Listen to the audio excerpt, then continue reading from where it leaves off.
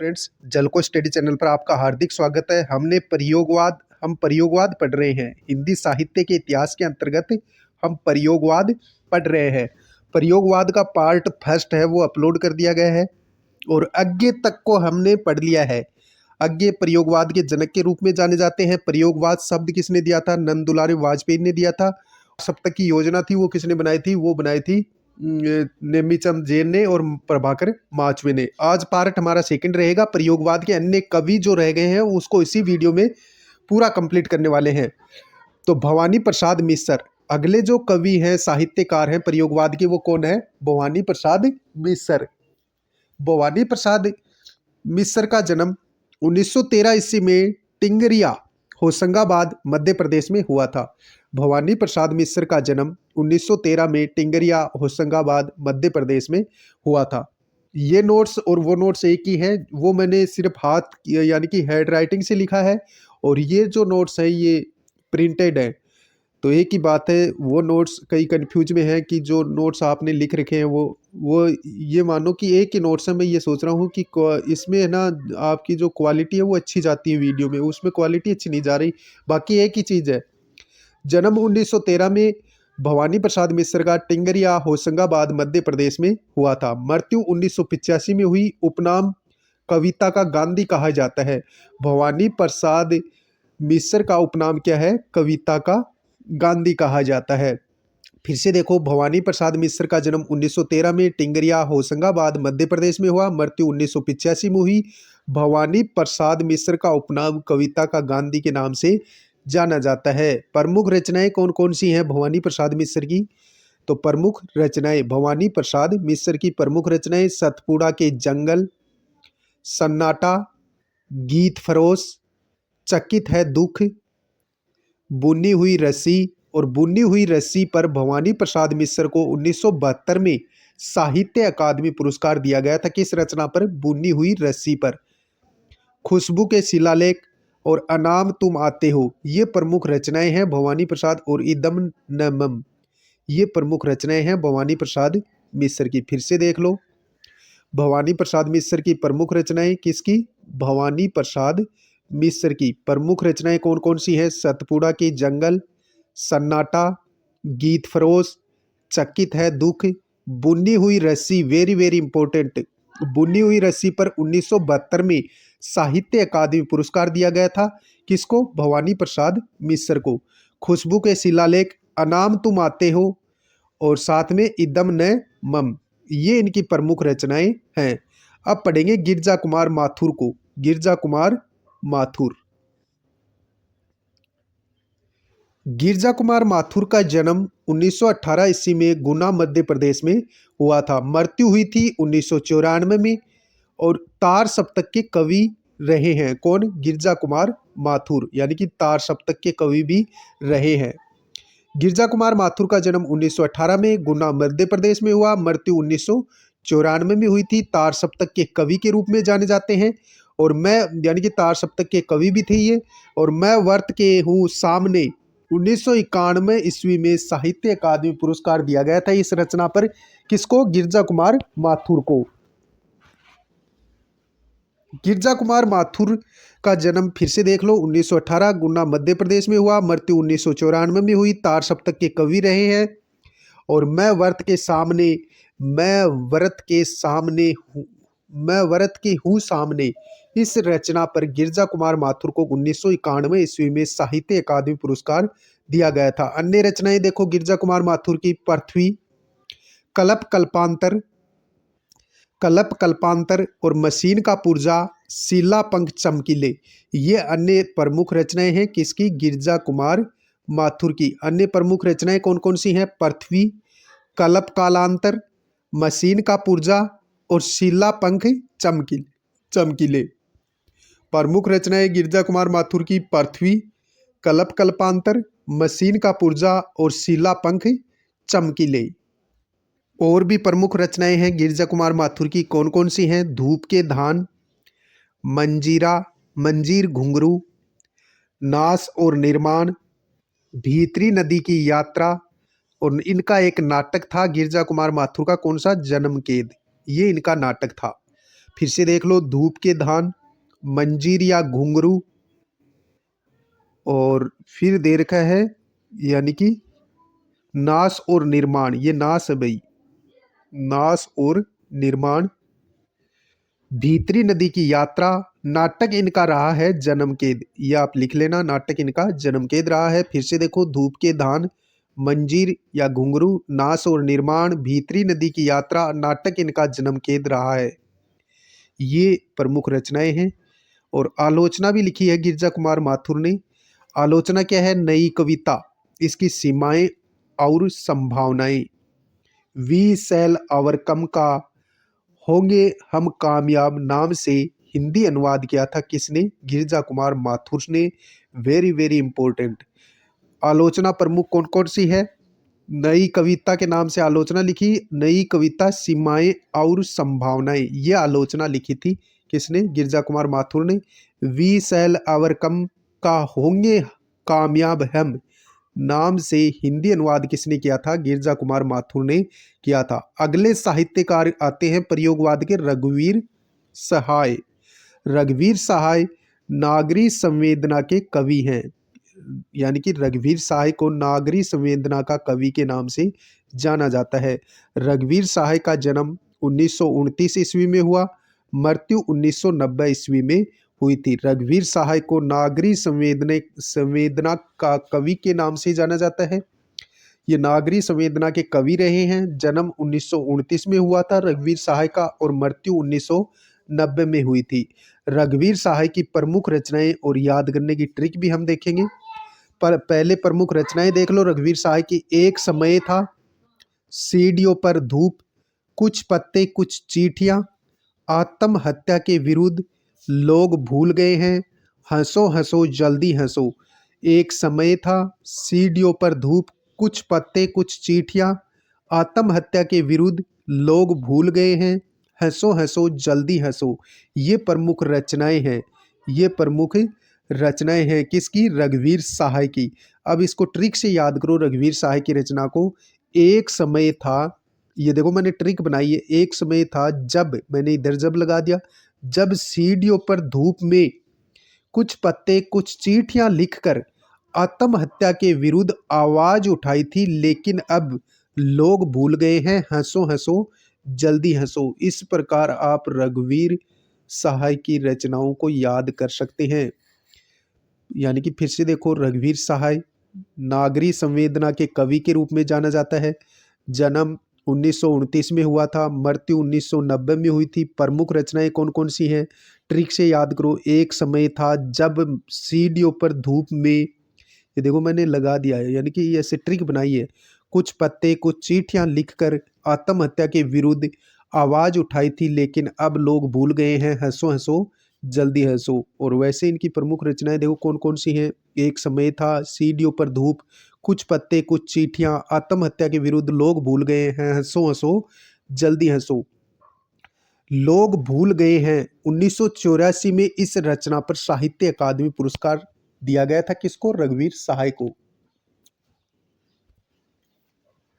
तो इसको आप ध्यान में रखेंगे कि लोग भूल गए हैं 1984 में इस रचना पर साहित्य अकादमी दिया गया था रघुवीर सहाय को। प्रमुख पत्रिकाएं कौन कौन सी हैं? दिनमान दिल्ली से प्रकाशित की गई, और कल्पना हैदराबाद से इसका संपादन किया था किसने? रघुवीर सहाय ने। रघुवीर सहाय की रामदास नामक कविता बड़ी प्रसिद्ध रही थी। लोग भूल गए हैं 1984 ईस्वी में इस रचना पर रघुवीर सहाय को साहित्य अकादमी पुरस्कार मिला था। रघुवीर सहाय की प्रमुख पत्रिकाएं दीनमान, दीनमान का प्रकाशन दिल्ली से किया गया, और कल्पना का जो संपादन है पत्रिका का, वो हैदराबाद से किया था रघुवीर सहाय ने। रघुवीर सहाय की रामदास नामक कविता बड़ी प्रसिद्ध रही थी, इस बात को आप ध्यान में रखेंगे। अगले साहित्यकार के रूप में आते हैं धर्मवीर भारती। प्रयोगवाद के अगले साहित्यकार के रूप में कौन आते हैं? धर्मवीर भारती। धर्मवीर भारती परिमल नामक साहित्य संस्था से प्रसिद्ध हुए, यानी कि धर्मवीर भारती परिमल नामक जो संस्था थी, उस जो परिमल नामक साहित्य संस्था से प्रसिद्ध हुए थे कौन? धर्मवीर भारती।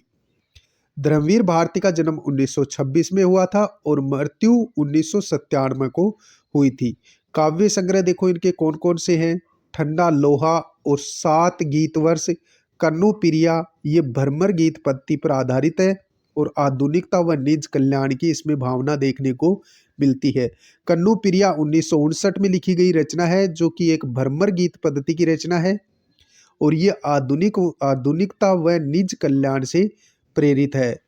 गित्ती नाट्य अंधा युग 1954 ईस्वी में लिखा था इसने। इस धर्मवीर भारती ने गित्ती नाट्य 1954 ईस्वी में लिखा था। फिर से देखो, धर्मवीर भारती का जन्म 1926 में हुआ, मृत्यु 1997 ईस्वी में हुआ और प्रमुख काव्य रचनाएं धर्मवीर भारती की कौन कौन सी हैं। ठंडा लोहा, 7 गीत वर्ष, कन्नू पिरिया 1959 ईस्वी में लिखा भ्रमर गीत पद्धति पर आधारित काव्य रचना है कन्नू पिरिया और इस कन्नू पिरिया में आधुनिकता व निज कल्याण की भावना देखने को मिलती है।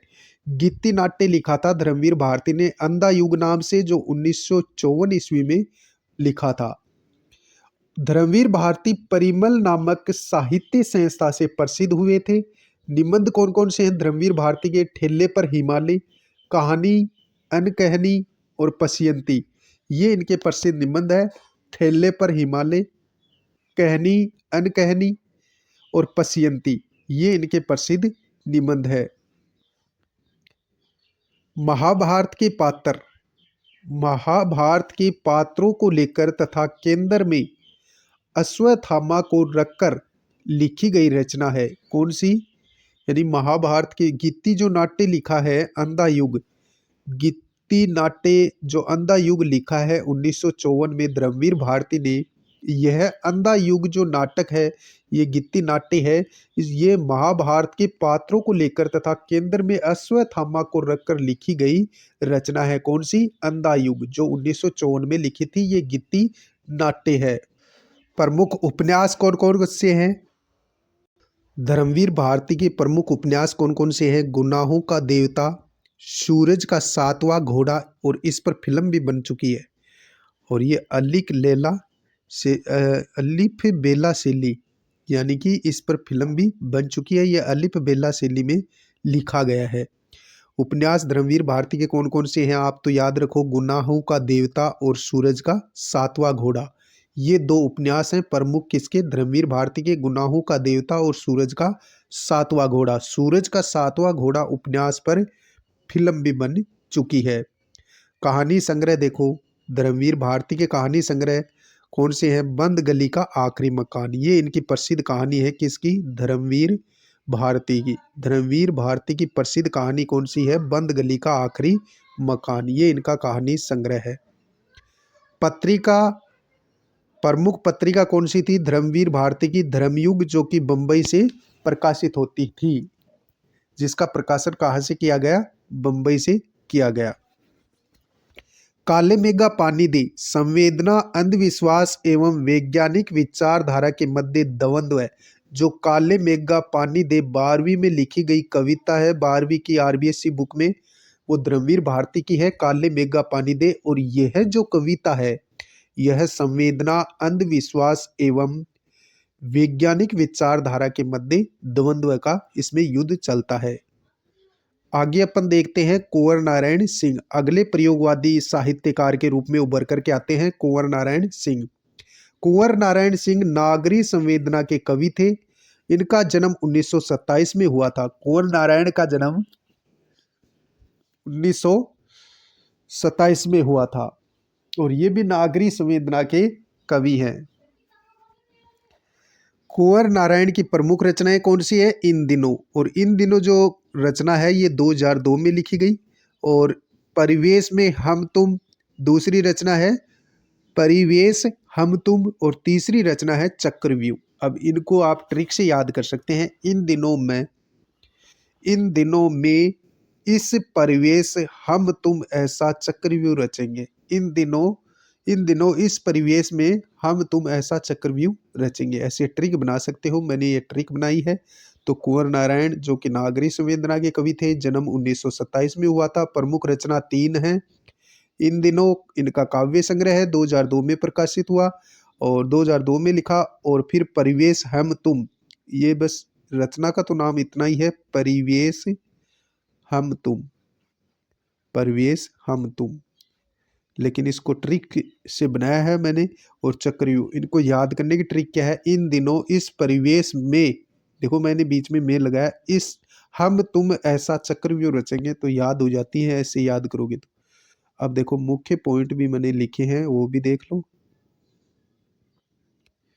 मुख्य पॉइंट्स क्या हैं, वसंत आया, ये यानी कि जो भरा भरा हर्ष, सॉरी ये भरा हर्ष वन के मन में, प्रतीक पत्रिका में रघुवीर सहाय की ने यानी कि बसंत आया भरा हर्ष वन के मन में, ये जो कविता है ये यानी प्रतीक जो पत्रिका थी उसमें इस कविता को लिखा था या प्रकाशित किया था। युग चेतना, हमारी हिंदी दुहाजू की बीबी लिख विवादित रहे थे। कौन, जो ये रघुवीर सहाय हैं, इन्होंने युग चेतना यानी कि युग चेतना के आधार पर हमारी हिंदी दुहज्जू की बीबी ये लिख करके युग चेतना पत्रिका में ये विवादित रहे थे। कौन, रघुवीर सहाय। अन्य रचनाएं देखो कुंवर नारायण की, कौन कौन सी, अपने सामने, ये भी कुंवर नारायण की रचना है। और कोई दूसरा नहीं, यानी कि इन दिनों, चक्रव्यूह, इस परिवेश में, अपने सामने, कोई दूसरा नहीं, ये प्रमुख रचनाएं किसकी हैं, कुंवर नारायण की रचना है। कोई दूसरा नहीं 1993 ईस्वी में लिखी गई रचना है। 1995 में इसे साहित्य अकादमी पुरस्कार दिया गया था। कोई दूसरा नहीं जो रचना है कुंवर नारायण की 1993 ईस्वी में लिखी गई, 1995 में इसे हिंदी में साहित्य अकादमी पुरस्कार दिया गया। प्रबंध काव्य कौन कौन से हैं कुंवर नारायण के, आत्मजयी, आत्मजयी 1965 ईस्वी में लिखा गया इनका प्रबंध काव्य है। आत्मजयी में यम नचिकेता यानी वज्र सर्वा का जो पुत्र था संवाद है इसमें, और ये संवाद कठोपनिषद से, कठोपनिषद जो यानी कि ग्रंथ है उस पर आधारित है। आत्मजयी कुंवर नारायण का प्रबंध काव्य है, 1965 में लिखा गया। यम नचिकेता जो वज्र सर्वा का पुत्र था, यम नचिकेता संवाद पर आधारित है। और ये जो रचना है यानी कि जो यम नचिकेता संवाद है, ये कहाँ से लिया गया है, कठोपनिषद से, कठोपनिषद नामक ग्रंथ से लिया गया है और उसी पर आधारित है। कौन, यम नचिकेता जो संवाद है, जो आत्मजयी कुंवर नारायण की रचना है, इसमें ये आत्मजयी जो रचना है इसमें यम नचिकेता संवाद पर यह आधारित रचना है। आप इतना ध्यान में रखो। कहानी संग्रह आकारों के आसपास, कुंवर नारायण का कहानी संग्रह कौन सा है, आकारों के आसपास, ये कुंवर नारायण का कहानी संग्रह है, आकारों के आसपास। 2005 ईस्वी में भारतीय ज्ञानपीठ पुरस्कार दिया गया था किस रचना पर, आकारों के आसपास जो कहानी संग्रह है इस पर 2005 में भारतीय ज्ञानपीठ पुरस्कार रचना दिया गया। इस पुरस्कार के अंतर्गत सर्वाधिक राशि 7 लाख प्राप्त करने वाले हिंदी के प्रथम कवि कौन है, कुंवर नारायण है। कहानी संग्रह कुंवर नारायण का आकारों के आसपास, और 2005 में भारतीय ज्ञानपीठ पुरस्कार से नवाजा गया कुंवर नारायण को। और इस पुरस्कार के अंतर्गत सर्वाधिक राशि यानी 7 लाख प्राप्त करने वाले हिंदी के प्रथम कवि कौन है, कुंवर नारायण है। कुंवर नारायण की अन्य कविता कौन सी है, कविता के बहाने, इन दिनों काव्य संग्रह से ली गई है। और बात सीधी थी, ये दोनों कविताएं कक्षा 12वीं में है, किस में है, कक्षा 12वीं की दोनों कविताएं यानी कि 12वीं की हिंदी में है। कविता के बहाने इन दिनों काव्य संग्रह से ली गई कविता है। और बात सिद्धि थी, कोई दूसरा नहीं काव्य संग्रह से ली गई रचना है। तो आप इनको भी ध्यान में रखेंगे कि कविता जो कविता के बहाने है ये इन दिनों काव्य संग्रह से संकलित रचना है। और बात सिद्धि थी, कोई दूसरा नहीं, कोई दूसरा। अगले प्रयोगवादी साहित्यकार के रूप में उभर करके आते हैं सर्वेश्वर दयाल सक्सेना। सर्वेश्वर दयाल सक्सेना का जन्म 1927 ईस्वी में हुआ और मृत्यु 1983 ईस्वी में हुई थी। तीसरे शतक के कवि रहे हैं कौन, सर्वेश्वर दयाल सक्सेना। जन्म 1927 में हुआ, मृत्यु 1983 में हुई थी। और तीसरे तार सप्तक के कवि भी रहे हैं कौन? सर्वेश्वर दयाल सक्सेना। सर्वेश्वर दयाल सक्सेना की प्रमुख रचनाएं कुआनो नदी, गर्म हवाएं, काठ की घंटियां, बांस के पुल, एक सुन्नी नाव और जंगल का दर्द, ये इनकी प्रमुख रचनाएं हैं। सर्वेश्वर दयाल सक्सेना का जन्म 1927 में, मृत्यु 1983 में, तीसरे तार सप्तक के कवि रहे हैं। अब रचनाओं को याद करने की ट्रिक देखो, जो मैंने बहुत ही शानदार ट्रिक बनाई है, इस ट्रिक से आप याद करो। कुआनो नदी में, यहां में करो, कुआनो नदी में बांस के पुल के पास गर्म हवाएं चल रही थी, एक सुन्नी नाव खींच लाई। कुआनो नदी में बांस के पुल के पास गर्म हवाएं एक सुन्नी नाव खींच लाई, जिसमें बजती काठ की घंटियां जंगल का दर्द व्यक्त करती है। इस प्रकार आप इसको याद कर सकते हैं ट्रिक से, सर्वेश्वर दयाल सक्सेना की रचनाओं को। फिर से देखो, सर्वेश्वर दयाल सक्सेना की रचनाएं। कुआनो नदी में बांस के पुल के पास गर्म हवाएं एक सुन्नी नाव खींच लाई, जिसमें बजती काठ की घंटियां जंगल का दर्द व्यक्त करती है। ऐसे याद हो जाएगी, कुआनो नदी, बांस के पुल, गर्म हवाएं, एक सुन्नी नाव, काठ की घंटियां और जंगल का दर्द, ये प्रमुख रचनाएं हैं किसकी? सर्वेश्वर दयाल सक्सेना की। खूंटियों पर टंगे लोग जो सर्वेश्वर दयाल सक्सेना की रचना है, इस पर 1983 में साहित्य अकादमी पुरस्कार मिला था। खूंटियों पर टंगे लोग जो रचना है सर्वेश्वर दयाल सक्सेना की, इस पर 1983 ईस्वी में साहित्य अकादमी पुरस्कार मिल चुका है। नाटक इनका बकरी रहा है और कल भात आएगा ना हवालात या हवालात, ये इनके प्रसिद्ध नाटक रहे हैं। बकरी और कल भात आएगा या हवालात, ये भी इनका प्रसिद्ध नाटक रहा है। बाल पत्रिका का इन्होंने संपादन किया था पराग नाम से। पराग नामक बाल पत्रिका का संपादन किया था किसने? सर्वेश्वर दयाल सक्सेना ने। इसको आप याद रखेंगे, यानी कि एक बाल पत्रिका थी पराग, जिसका संपादन किया था किसने? सर्वेश्वर दयाल सक्सेना ने। दिनमान पत्रिका में प्रकाशित स्तंभ कॉलम चर्चे और चरखे प्रसिद्ध रहा था। इनकी जो दिनमान पत्रिका है, दिनमान पत्रिका में प्रकाशित स्तंभ कॉलम चर्चे और चरखे इनका प्रसिद्ध रहा था। बाल नाटक इनके कौन कौन से हैं? सर्वेश्वर दयाल सक्सेना के भो भो खो खो, भो भो खो खो, ये इनके बाल नाटक है। फिर से देख लो, खूंटियों पर टंगे लोग सर्वेश्वर दयाल सक्सेना की रचना पर 1983 में साहित्य अकादमी पुरस्कार मिला। नाटक कौन कौन से हैं सर्वेश्वर दयाल सक्सेना के? बकरी, कल भात आएगा या हवालात। बाल पत्रिका पराग का संपादन किया। दिनमान पत्रिका में प्रकाशित स्तंभ कॉलम चर्चे और चरखे प्रसिद्ध रहा। नाटक इनका भो भो और खो खो है। ये सर्वेश्वर दयाल सक्सेना की प्रमुख रचनाएं, प्रमुख हिंदी साहित्य में योगदान रहा है। अगले साहित्यकार आते हैं गजानन माधव मुक्तिबोध। अगले साहित्यकार कौन आते हैं? गजानंद माधव मुक्तिबोध। प्रयोगवादी अगले जो साहित्यकार के रूप में उभर करके आते हैं वो हैं गजानंद माधव मुक्तिबोध। गजानंद माधव मुक्तिबोध का जन्म 1917 ईस्वी में सयोपुर ग्वालियर मध्य प्रदेश में हुआ। मृत्यु 1964 ईस्वी में हुई थी। गजानन माधव मुक्तिबोध का जन्म 1917 ईस्वी में सयोपुर ग्वालियर मध्य प्रदेश में हुआ था। मृत्यु 1964 ईस्वी में हुई थी। गजानन माधव मुक्तिबोध का जन्म 1917 में सयोपुर ग्वालियर मध्य प्रदेश में हुआ था। मृत्यु हुई थी 1964 में। गजानन माधव मुक्तिबोध का जन्म 1917 में सयोपुर ग्वालियर मध्य प्रदेश में हुआ था। मृत्यु 1964 ईस्वी में हुई थी। तार सप्तक का प्रथम कवि गजानन माधव मुक्तिबोध को माना जाता है और प्रथम कविता लिखी थी मित मेरे मन की। ये प्रथम कविता लिखी थी किसने? गजानन माधव मुक्तिबोध ने। गजानन माधव मुक्तिबोध का जन्म 1917 में सयोपुर ग्वालियर मध्य प्रदेश में हुआ था। मृत्यु 1964 ईस्वी में हुई थी।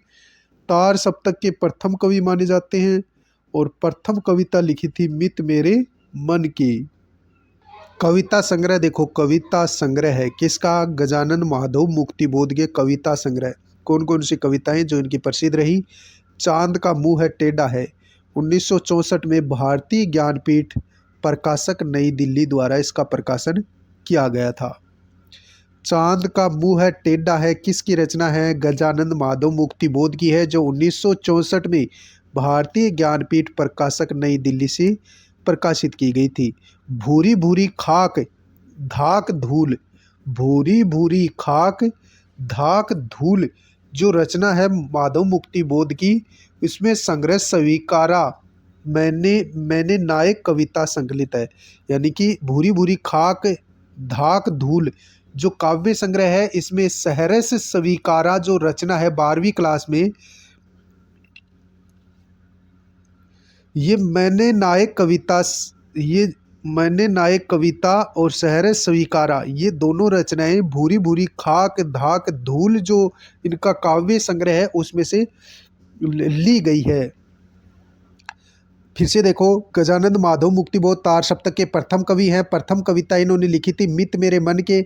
जन्म गजानन माधव मुक्तिबोध का 1917 में सयूपुर ग्वालियर मध्य प्रदेश में हुआ। मृत्यु 1964 ईस्वी में हुई थी। कविता संग्रह कौन कौन से हैं? चांद का मुंह टेढ़ा है 1964 में भारतीय ज्ञानपीठ प्रकाशक नई दिल्ली द्वारा प्रकाशित की गई थी। भूरी भूरी खाक धाक धूल, और जो 12वीं क्लास में सहरस स्वीकारा कविता है मैंने नायक कविता, ये दोनों कविताएं भूरी भूरी खाक धाक धूल नामक काव्य संग्रह में संकलित हैं। प्रसिद्ध कहानियां कौन कौन सी हैं गजानन माधव मुक्तिबोध की? काठ का सपना, विपातर, सतह से उठता आदमी, ये प्रमुख कहानियां हैं किसकी? गजानन माधव मुक्तिबोध की। कौन कौन सी कहानी है? काठ का सपना, विपातर, सतह से उठता आदमी। प्रमुख आलोचनाएं कौन कौन सी हैं? कामायनी एक पुनर्विचार, नई कविता का आत्म संग्रह और नए साहित्य का सौंदर्य शास्त्र, अब आखिर रचना, ये इनकी प्रमुख आलोचना है। भाई प्रमुख आलोचना है, इसको मोस्ट लगा करके लिख रखा है, नए साहित्य का सौंदर्य, अब आखिर रचना। तो ये यानी कि इनकी मोस्ट आलोचना रचना है, आलोचना है नए साहित्य का सौंदर्य शास्त्र, ये पूछी जाती है एग्जाम में बहुत बार। कामायनी एक पुनर्विचार, नई कविता का आत्म संग्रह, नए साहित्य का सौंदर्य शास्त्र, समीक्षा की समस्याएं, एक साहित्यिक डायरी, भारत इतिहास और संस्कृति। सितंबर 1962 में मध्य प्रदेश सरकार द्वारा इसको प्रतिबंधित किया गया था। किस रचना को? भारत इतिहास और संस्कृति को सितंबर 1962 में इस रचना को मध्य प्रदेश सरकार द्वारा प्रतिबंधित किया गया था।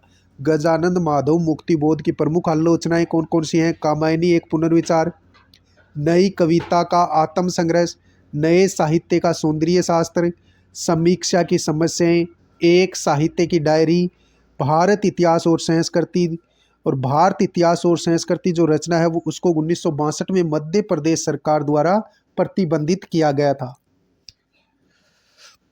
अगली आलोचना है अद्भुत संकेतों से भरी, जिज्ञासाओं से अस्थिर, कभी दूर के शोर, ये प्रमुख आलोचनाएं हैं। अद्भुत संकेतों से भरी, जिज्ञासाओं से अस्थिर, कभी दूर से शोर, प्रभाती भी कानों में चुपचाप राज की बातें बताती चलती है, हमारी बातें। शमशेर बहादुर सिंह का एक कथन है, क्या है? हमको सुनाती, हम अपने को एकदम चकित होकर देखते हैं और पहले से अधिक पहचाने लगते हैं। गजानन माधव मुक्तिबोध के बारे में ये शमशेर बहादुर सिंह का कथन है, क्या? हमको सुनाती हैं, हम अपने को एकदम चकित होकर देखते हैं और पहले से अधिक पहचानने लगते हैं। प्रसिद्ध कविताएं कौन कौन सी हैं गजानन माधव मुक्तिबोध की? प्रमुख कविताएं अंधेरे में, ब्रह्म राक्षस, ये इनकी लंबी कविता है। गजानन माधव मुक्तिबोध की लंबी कविता कौन सी है? ब्रह्म राक्षस, जो कि एक लंबी कविता है, और अंधेरे में। गजानन माधव मुक्तिबोध की रचनाओं में फेटेंसीवाद यानी तिलस्मी जादुई रहस्य का प्रयोग बहुत ज़्यादा हुआ है। मुक्तिबोध की रचनाओं में फेटेंसीवाद का प्रयोग हुआ है। मुक्तिबोध, गजानन माधव मुक्तिबोध को भयंकर खबरों का कवि कहा जाता है। Very very important. Gajanan Madhav Muktibodh को भयंकर खबरों का कवि भी कहा जाता है। प्रसिद्ध कविताएं कौन कौन सी हैं गजानन माधव मुक्तिबोध के? अंधेरे में, ब्रह्म राक्षस इनकी लंबी कविता है। मुक्तिबोध की रचनाओं में फेटेंसीवाद का प्रयोग हुआ है। मुक्तिबोध को भयंकर खबरों का कवि भी कहा जाता है। अगले प्रयोगवादी कवि आते हैं शमशेर बहादुर सिंह। शमशेर बहादुर सिंह हिंदी उर्दू का दोआब भी कहा जाता है। किसे? शमशेर बहादुर सिंह को हिंदी और उर्दू का दोआब कवि भी कहा जाता है। इस बात को आप ध्यान में रखेंगे। ये क्वेश्चन बहुत बार पूछा गया है कि हिंदी उर्दू का दोआब कवि किसे कहा जाता है? शमशेर बहादुर सिंह को कहा जाता है। शमशेर बहादुर सिंह का जन्म 13 जनवरी 1911 को देहरादून में हुआ था। मृत्यु 1993 ईस्वी में दिल्ली में हुई थी। शमशेर बहादुर सिंह का जन्म 13 जनवरी 1911 को देहरादून में हुआ। मृत्यु 1993 में दिल्ली में हुई थी। हिंदी उर्दू का दोआब कवि भी कहा जाता है। प्रमुख काव्य संग्रह कौन कौन से हैं शमशेर बहादुर सिंह के? कुछ कविताएं, कुछ और कविताएं। चुका भी हूँ नहीं मैं, इस रचना पर 1977 में साहित्य अकादमी पुरस्कार दिया गया था शमशेर सिंह बहादुर को। इतने पास अपने, बात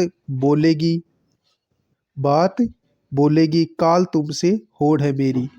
तो ये प्रमुख रचनाएं हैं शमशेर बहादुर सिंह की। कौन कौन सी? कुछ कविताएं, कुछ और कविताएं, चुका भी हूँ नहीं मैं, इतने पास अपने, बात बोलेगी, काल तुमसे होड़ है मेरी। ये प्रमुख इनकी रचनाएं हैं। चूका भी हूँ नहीं मैं, इस रचना पर शमशेर बहादुर सिंह को 1977 ईस्वी में साहित्य अकादमी पुरस्कार दिया गया था। संपादन किन किन पत्र यानी कि इन्होंने संपादन किया था? हिंदी उर्दू शब्दकोश का संपादन किया था। किसने? शमशेर बहादुर सिंह ने हिंदी उर्दू शब्दकोश का संपादन किया था। प्रमुख निबंध कौन सा है शमशेर बहादुर सिंह का? दोआब। दोआब इनका प्रमुख निबंध है। शमशेर बहादुर सिंह का प्रमुख निबंध कौन सा है? दोआब। कहानी संग्रह की बात करें तो प्लाट का मोर्चा, ये इनकी प्रमुख कहानी रही है। प्लाट का मोर्चा शमशेर सिंह बहादुर की प्रमुख कहानी प्लाट का मोर्चा रही है। निबंध संग्रह दोआब रहा है। और हिंदी उर्दू शब्दकोश का इन्होंने यानी कि संपादन किया है। किसने? शमशेर सिंह बहादुर ने। अब प्रमुख रचनाएं देखो। हमने रचनाएं देखी। उन्हीं रचनाओं के अंदर चुका भी नहीं हूं मैं और इतने पास अपने, कवियों का कवि कहा जाता है। फ्रांसीसी प्रतीकों का प्रयोग किया है। किसने? शमशेर सिंह बहादुर को कवियों का कवि कहा जाता है। और सोनेट छंद का प्रयोग त्रिलोचन ने किया है। जबकि इनकी जो प्रमुख रचना है चुका भी नहीं हूं मैं और इतने पास अपने, इन कविताओं में फ्रांसीसी प्रतीकों का भी प्रयोग देखने को मिलता है। और सोनेट छंद का प्रयोग हिंदी में किसने किया है? त्रिलोचन ने किया है। कवियों का कवि किसे कहा जाता है? शमशेर बहादुर को कहा जाता है। क्यों कहा जाता है? फ्रांसीसी प्रतीकों के प्रयोग के कारण।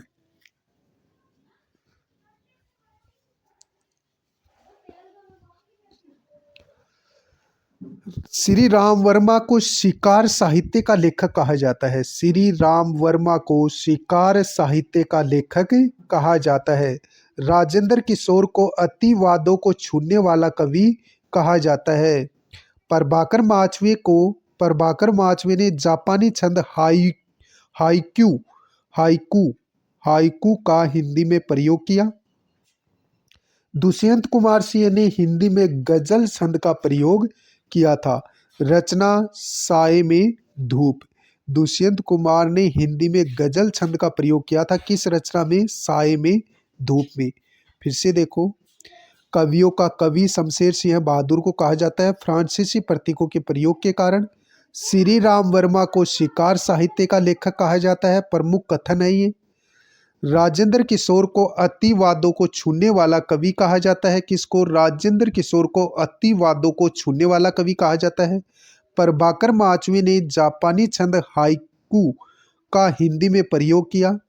दुष्यंत कुमार सिंह ने हिंदी में गजल छंद का प्रयोग किया किस रचना में? साय में धूप में। साय में धूप रचना में। अगले प्रयोगवादी कवि आते हैं फिराक गोरखपुरी। अगले साहित्यकार आते हैं प्रयोगवाद के अगले जो साहित्यकार के रूप में उभर करके आते हैं वो हैं फिराक गोरखपुरी। फिराक गोरखपुरी का जन्म 28 अगस्त 1986 को हुआ था। मृत्यु 3 मार्च 1982 को हुई। मूल नाम रघुपति सहाय था। फिराक गोरखपुरी की रचनाएं कौन कौन सी हैं? गुल ए नगमा 1960 में साहित्य अकादमी पुरस्कार दिया गया था। गुल ए नगमा रचना पर फिराक गोरखपुरी को गुल ए नगमा रचना पर 1960 में साहित्य अकादमी पुरस्कार दिया था। बज़्म-ए जिंदगी, रंगे शायरी और उर्दू गजल गोई, ये इनकी प्रमुख रचनाएं हैं। कौन कौन सी प्रमुख रचनाएं? गुल ए नगमा 1960 में इस रचना पर हिंदी साहित्य अकादमी पुरस्कार दिया गया। बज़्म-ए जिंदगी, रंगे शायरी, बज़्म-ए जिंदगी रंगे शायरी एक ही रचना है ये। उर्दू गजल गोई, ये 3 प्रमुख रचनाएं हैं फिराक गोरखपुरी की। सम्मान पुरस्कार कौन कौन से मिले फिराक गोरखपुरी को? साहित्य अकादमी पुरस्कार 1960 में गुल ए नगमा रचना पर, ज्ञानपीठ पुरस्कार और सोवियत भूमि नेहरू पुरस्कार इनको मिल चुका है। फिर से देख लो फिराक गोरखपुरी। फिराक गोरखपुरी का जन्म 28 अगस्त 1896 ईस्वी को हुआ। मृत्यु 3 मार्च 1982 ईस्वी को हुई। मूल नाम रघुपति सहाय था। प्रमुख रचनाएं फिराक गोरखपुरी की कौन कौन सी हैं? गुल ए नगमा, बज़्म-ए जिंदगी रंगे शायरी और उर्दू गजल गोई, ये प्रमुख रचनाएं हैं जिसमें गुल ए नगमा पर 1960 में साहित्य अकादमी पुरस्कार मिला। फिराक गोरखपुरी को कौन कौन से पुरस्कार दिए गए? साहित्य अकादमी पुरस्कार मिल चुका, ज्ञानपीठ पुरस्कार और सोवियत भूमि नेहरू पुरस्कार मिल चुका है। अब केदारनाथ सिंह अगले प्रयोगवादी साहित्यकार के रूप में उभर करके आते हैं। Kedarnath Singh, very very important भाई, केदारनाथ सिंह। केदारनाथ सिंह हैं प्रयोगवाद यानी 2013 का ज्ञानपीठ पुरस्कार भी इन्हें मिल चुका है प्रयोगवाद पर। केदारनाथ सिंह को प्रयोगवाद नामक शीर्षक रचना पर 2013 का ज्ञानपीठ पुरस्कार मिल चुका है। जन्म 7 जुलाई 1934 ईस्वी में बलिया उत्तर प्रदेश में हुआ था। एमए काशी हिंदू विश्वविद्यालय से की। आधुनिक हिंदी कविता में बिंब विधान 1964 ईस्वी में इन्होंने किया था। यानी कि केदारनाथ अग्रवाल अलग है, केदारनाथ सिंह है ये। केदारनाथ सिंह का जन्म 7 जुलाई 1934 को बलिया उत्तर प्रदेश में हुआ। एमए काशी हिंदू विश्वविद्यालय से किया। आधुनिक हिंदी कविता में बिंब विधान इन्होंने किए हैं 19,000 है भाई, ये 19,641। आधुनिक हिंदी कविता में बिंब विधान इन्होंने 19,641 किए हैं। प्रयोगवाद जो इनकी रचना है इस पर 2013 में इन्हें ज्ञानपीठ पुरस्कार दिया गया। काव्य संग्रह कौन कौन से हैं केदारनाथ सिंह के? अभी बिल्कुल अभी, मीन रोटी बेल पक रही है, मीन रोटी बेल पक रही है, ये इनके प्रमुख काव्य संग्रह कौन कौन से? अभी बिल्कुल अभी, मीन रोटी और बेल पक रही है, ये इनके काव्य संग्रह है। विभिन्न भारतीय भाषाओं के कविताओं का ताना बाना नाम से हिंदी में अनुवाद किया। किसने? केदारनाथ सिंह ने। केदारनाथ सिंह की काव्य संग्रह कौन कौन से हैं? अभी बिल्कुल अभी, मीन रोटी और बेल पक रही है। विभिन्न भारतीय भाषाओं के कविताओं का ताना बाना नाम से हिंदी में अनुवाद किया। किसने? केदारनाथ सिंह ने। नेक्स्ट, अन्य प्रमुख रचनाएं कौन कौन सी हैं केदारनाथ सिंह की? वहां से देखो, अकाल में सारस, उत्तर कबीर एवं अन्य कविताएं, बाग और टोलस्टॉय और साइकिल, ये इनके अन्य रचनाएं हैं। वहां से देखो, केदारनाथ सिंह की अन्य रचनाएं कौन कौन सी रह गई? वहां से देखो, अकाल में सारस रचना पर केदारनाथ सिंह को 1989 ईस्वी में साहित्य अकादमी पुरस्कार दिया गया। उत्तर कबीर एवं अन्य कविताएं, बाग और टोलस्टॉय और साइकिल, ये इनकी अन्य रचनाएं हैं। एक आलोचना भी लिखी थी, कल्पना और छायावाद। कल्पना और छायावाद इनकी आलोचना है। और निबंध कौन कौन से लिखे थे? निबंध लिखे थे मेरे घर के शब्द और कब्रिस्तान में पंचायत। ये प्रमुख निबंध लिखे थे किसने? केदारनाथ सिंह। केदारनाथ सिंह के प्रमुख निबंध कौन कौन से हैं? मेरे समय के शब्द और कब्रिस्तान में पंचायत। ये इनके प्रमुख निबंध है। एक आलोचना है, कल्पना और छायावाद। फिर से देख लो इनकी अन्य रचनाएं कौन कौन सी है, वहां से देखो। अकाल में सारस रचना पर केदारनाथ सिंह को 1989 में साहित्य अकादमी पुरस्कार दिया गया। उत्तर कबीर एवं अन्य कविताएं, बाघ, टोलस्टॉय और साइकिल। आलोचना कौन सी लिखी थी? कल्पना और छायावाद। ये आलोचना लिखी थी। निबंध लिखे थे केदारनाथ सिंह ने दो, कौन कौन से? मेरे समय के शब्द और कब्रिस्तान में पंचायत। ये इनके निबंध लिखे थे इन्होंने। अब कल हम पढ़ने वाले हैं नई कविता। ये हमारा लास्ट रहेगा नई कविता के रूप में, फिर हिंदी साहित्य का इतिहास पूरा कंप्लीट हो जाएगा। मिलते हैं नेक्स्ट वीडियो में, तब तक के लिए जय हिंद जय भारत।